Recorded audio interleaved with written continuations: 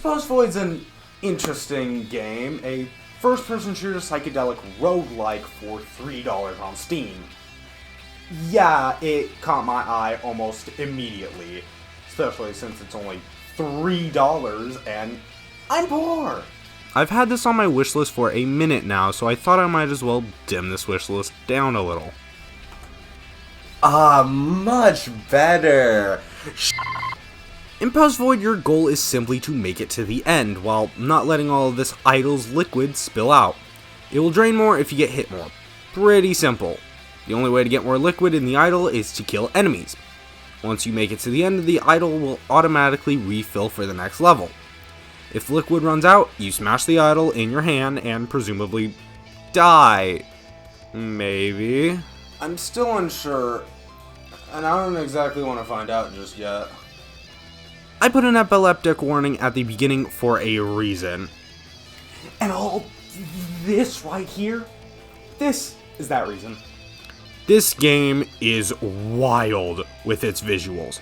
It reminds me a bit of Doom, you know, like that retro aesthetic with 2D sprites for the enemies, everything's kind of pixely, but it also feels very new. It might just be the vibrant colors compared to Doom's much gloomier aesthetic, but it might also be that in Post Void, most of the sprites are much more detailed. The kind of disturbing detail you'll see in like a Meat Canyon animation. With all those wrinkles on the hands, it's kind of gross actually, but it's really unique to the game.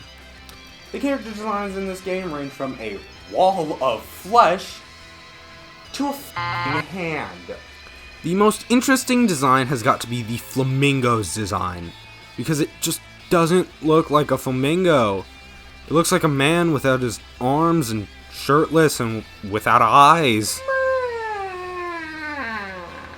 Most of the designs look pretty cool. Some you can't even see properly, which is a bit disappointing, but then there's a damn hand with a light bulb on it.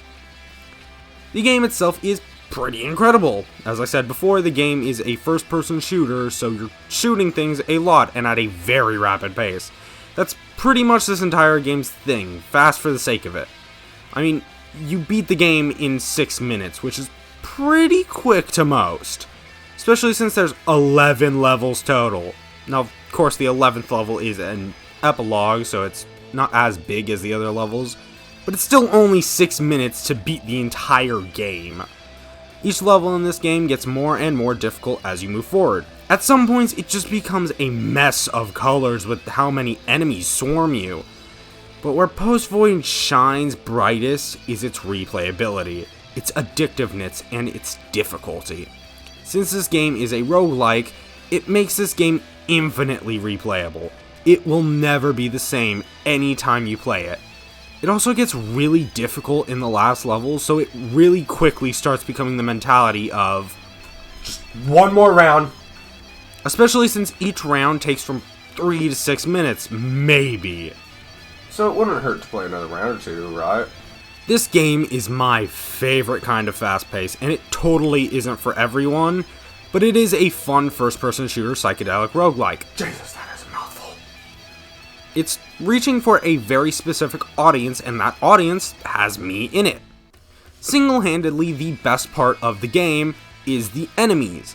I mean, they're the biggest part of the game after all. They're the only thing stopping you from making it to the end with ease, and the only thing that helps you refill the idol. However, this also makes them the most brittle thing in the game, since they could easily be messed up in a few key ways, and it could completely break the game. Although they end up doing it just fine with almost every single enemy. All of the enemies are fast-paced, fitting with the fast-paced theme of the game. They do get kind of annoying sometimes, like the flamingo can kill you in a literal second if you stop at all. That gets really annoying, but that could just be brought up to me not playing it well at all. The telehand, That's what this little speck is also very annoying the first few times around, but you can get used to them very easily. The only enemy that I could barely stand was these things. At first, they look like the black suits, who are the first enemies you see in the game. These aren't the same thing!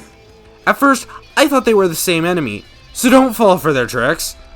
These Michael Jackson wannabes shoot much faster and jolt out of the way right afterwards. At first, they suck. They are awful. Again, after a while, they become fun to figure out the patterns of. Just beware your first time around. Crying Mouth is one of the best enemies in the game. It can be hard to avoid their bullet thingies, but once you get the slower bullets upgrade, they become very fun to avoid. The upgrades in this game are fun. They either give you a new weapon, give you a weapon upgrade, or give you a sort of buff. They're very useful. Some suck, obviously, but some, such as the slower bullets, make it less likely you'll get shot.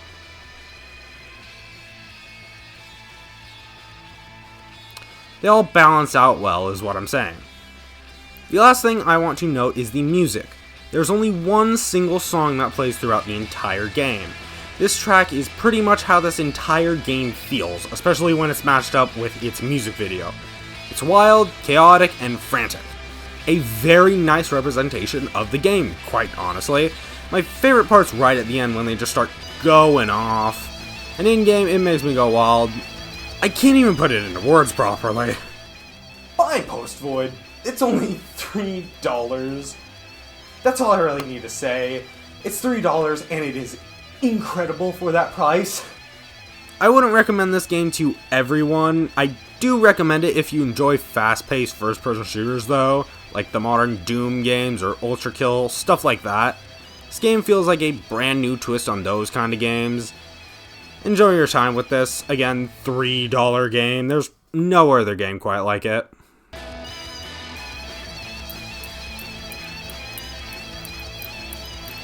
Oh my god. Oh, my ears. Oh, my head. That's good. I think that's good. Okay. Oh, that head bob hurt so bad.